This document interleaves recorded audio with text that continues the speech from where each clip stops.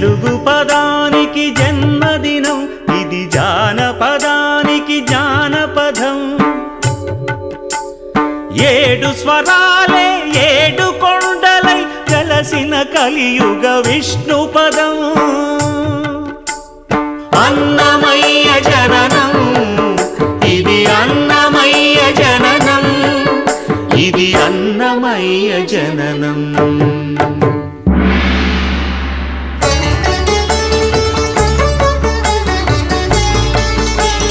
హరిషడ్వర్గము తెగనరికే హరి ఖడ్గం ఇది నందకము. బ్రహ్మలోకమున బ్రహ్మా భారతి నాదాశీసులు పొందినదై. శివలోకమున చిద్విలాసమున ఘమరుధ్వనిలో గమకితమై